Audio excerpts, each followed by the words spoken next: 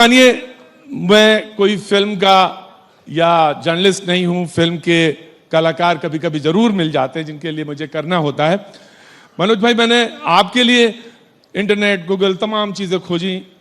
4 साल पहले मैंने आपका एक इंटरव्यू इसी मंच पे भी किया था। मैंने सोचा फिर वही सवाल, वही चीजें पूछने से तो कुछ अच्छा नहीं है।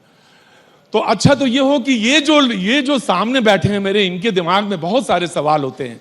मैं इनको भी आपके साथ जोड़ूं, आप इनके साथ जुड़ें और उसके साथ गर्मजोशी के साथ बातचीत कुछ हो, जो कुछ चीजें बढ़िया निकल के आए। बिल्कुल। अब आपकी आवाज सुनना चाहते हैं बहुत ज्यादा, मतलब मैं बोलना नहीं चाहता, मैं आपकी आवाज सुनना चाहता हूं।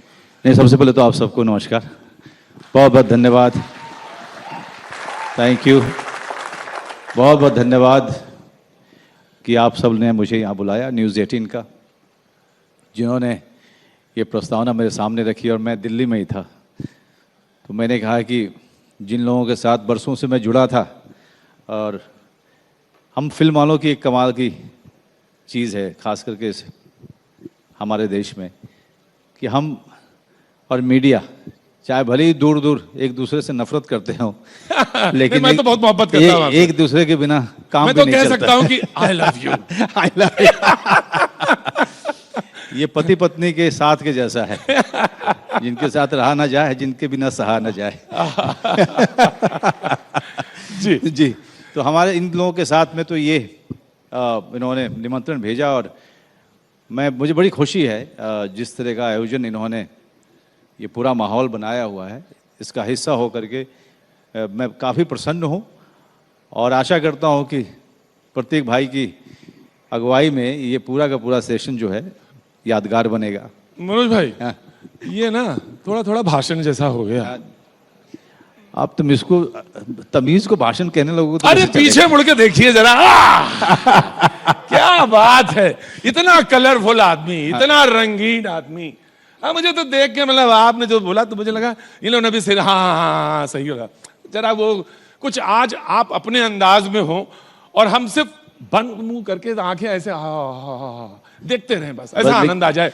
लेकिन प्रतीक क्या है, इसके लिए मुझे बहुत पैसा मिलता है। देखा।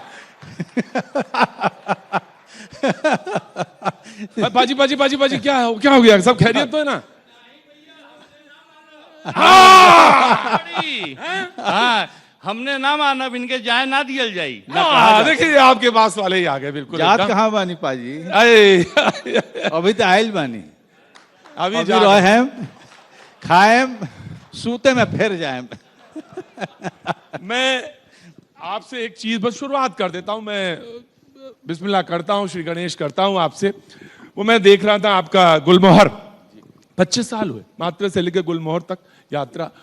उसमें जब आप शुरुआत करते हैं तो एक कहते हैं, वो आपके जो ब्रदर हैं, जो कि अरुण बत्रा का कैरेक्टर आपका है, तो वो पूछते हैं आर यू ओके? तो मैं ये बस पूछना चाहता हूं कि आर यू ओके ना? अब बातचीत शुरू करें ना। उसी का डायलॉग बताता हूँ। हाँ। जब भाई पूछता है कि आर यू ओके भाई, एवरीथिंग इज फाइन, तो मैं कहता हूँ कि माँ साथ में नहीं रहना चाहती, बेटा मेरी बात सुनता नहीं है, वो कहीं अलग रहना चाहता है, एवरीथिंग इज फाइन। आज मैं एक चीज पूछना चाह रहा था, मेरे दिमाग में था कि इतना लंबा सफर हो गया, आगे इंशाल्लाह बहुत और बड़ा होगा आपका सफर और दूर तक जाए। मैं जानना चाहता हूं कि मैं देख रहा था आपकी पत्नी का एक कमेंट कहीं आया दिमाग में, वो पढ़ रहा था रेफरेंस, कि हाउ यू सर्वाइव। मतलब इतने जो मतलब तुनक मिजाज है क्या आप? थोड़ा वास्तव में जो स्क्रिप्ट को लेकर थोड़ा थोड़ा नहीं हूँ। कुछ ज्यादा ही तुनक मिजाजी रही है। तुनक मिजाजी रही है, उससे नुकसान भी हुआ होगा? नहीं, वो बचपन से ही कुछ वो थोड़ा, जिसे कहें जिस तरह के माहौल में मैं पढ़ा बड़ा हूँ, और जो सबसे बड़ा बेटा था मैं, तो बड़ा बेटा 6 भाई बहनों में बाप के बराबर होता है, चाहे भले ही 12 साल का हो। उसके ऊपर जिम्मेदारी होती है, वो जिम्मेदारी का एहसास उसको दिलाया जाए चाहे नहीं दिलाया जाए, तब भी वो देखते हुए जो वो जिम्मेदारी का एहसास कर लेता है। तो गुस्सा एक मेरा बहुत ही स्ट्रांग इमोशन रहा था, कुछ सालों से बहुत ज़्यादा कम भी हुआ।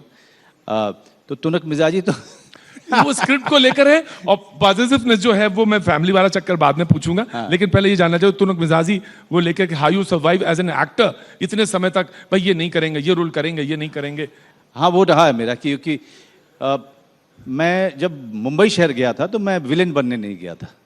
मैं चाहता था कि मुझे एक सम्मानजनक रोल मिले जहाँ पर मैं अपना काम लोगों को दिखा पाऊँ। और मैं थिएटर करके गया था 10 साल दिल्ली से, और जब आप मुंबई पहुँचते हैं और किसी प्रोड्यूसर के घर के ऑफिस के बाहर या डायरेक्टर के ऑफिस के बाहर, तो जितने लोग खड़े होते हैं उनसे कोई पूछता नहीं है कि आपने क्या किया है या आप कितने साल थिएटर करके आए हैं। तो जो गांव से अभी अभी आया है मुंबई के चकाचौंध को देख करके, और एक मनोज बाजपेयी जो दिल्ली में 10 साल थिएटर करके आया है, उन दोनों के बीच में कोई अंतर नहीं होता है डायरेक्टर और प्रोड्यूसर की नज़र में। होना चाहिए लेकिन नहीं होता। हाँ, नहीं होता है।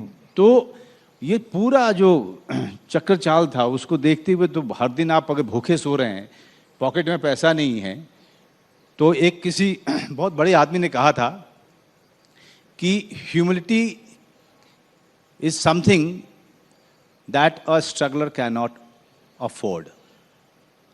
तो जो ह्यूमिलिटी होती है, जो उसको हिंदी में क्या बोलेंगे, ह्यूमिलिटी जो मानवता या हाँ, यह वो जो है, विनम्रता, हाँ, विनम्रता जो है, वो एक जो संघर्ष कर रहा है अपने जीवन में, वो उसका अस्त्र नहीं हो सकता है। उसका फायर आएगा उसके अंदर से। उसके अंदर तो जब आंख ही से न निकला तो फिर लहू क्या है। क्या बात है, क्या बात है। अब मुझे लग रहा है धीरे धीरे से वो शेड आ रहा है। कलाकार को थोड़ा सा वक्त चाहिए होता है। वो याद आया जब वो यहाँ पे मैं पंकज मौजूद थे, पूछा तो उन्होंने कहा कि मैं किसी होटल में पटना में था और पता चला कि मनोज भैया यहाँ हैं, तो वो चप्पल, मनोज भैया की चप्पल मैं ले आया। अच्छा, मुझे पता नहीं था, कि मुझे लगा कि छूट गया मेरा चप्पल, मैं भूल गया होटल में। लेकिन वासेपुर की शूटिंग के दौरान बड़े आराम से बात करते हुए पंकज ने कहा, भैया एक बात जानते हैं क्या, हम मौर्या में काम करते थे। मैंने कहा अच्छा, तुम मौर्या में काम करते थे? जी, जो आपका चप्पलवा एक बार चोरी हो गया था ना, हम ही लेके आ गए थे।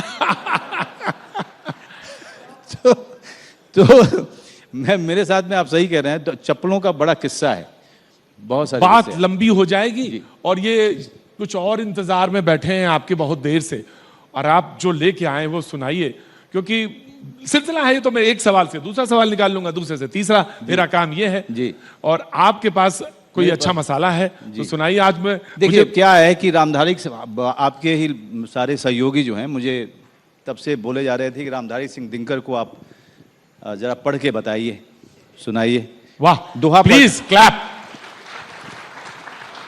दोहा पढ़ना मुझे अच्छा लगता है, क्योंकि बचपन में मैं एलोक्यूशन कॉन्टेस्ट में भाग लिया करता था, हमेशा फर्स्ट प्राइज मिलता था मुझे, और आज तक वो जो डिसिप्लिन है उसको मेंटेन किया हुआ, क्योंकि सुबह सुबह मैं हमेशा एक नई कविता, किसी जाने की किसी अनजाने की, हमेशा पढ़ करके रिकॉर्ड करता हूँ, मुझे मज़ा आता है जी।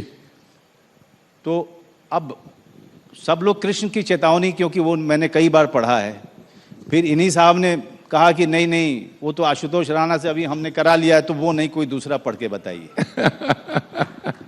अब देखिए, डिमांड एंड सप्लाई के ज़माने में अगर डिमांड आ रहा है तो सप्लाई के लिए आपको तैयार होना चाहिए। वाह, तो मैं दूसरे सप्लाई के लिए तैयार बैठा हुआ हूँ। शुक्रिया, बहुत बहुत शुक्रिया। दिनकर साहब की दूसरी कविता है, परशुराम की प्रतीक्षा करके उनकी एक कविता है, आज रामनवमी संग्रह है जी जी। ये कहीं से भी किसी की तरफ इशारा नहीं है, एक कविता है, कविता को कविता की तरह लिया जाए और मेरे जान को बख्श दिया जाए।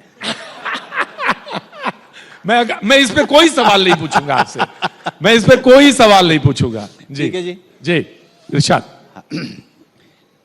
दिनकर साहब की का कमाल ये था कि दोहा को वो इस तरीके से लिखते थे, पोएम को, कि आप सोते से जग जाएं, चाहे भले ही बहुत ही किसी आम चीज के बारे में लिख रहे हों, जब भी आपको जगा देते थे वो। उनकी लिखाई में ऐसा हुनर, ऐसा दम है जी। हे वीर बंधु दाई है कौन विपद का, है वीर बंधु दाई है कौन विपद का, हम दोषी किसको कहें तुम्हारे वध का। ये गहन प्रश्न कैसे रहस्य समझाएं, 10-20 वधिक हो तो हम नाम गिनाएं। पर कदम कदम पर यहां खड़ा पातक है, हर तरफ लगाए घात खड़ा घातक है।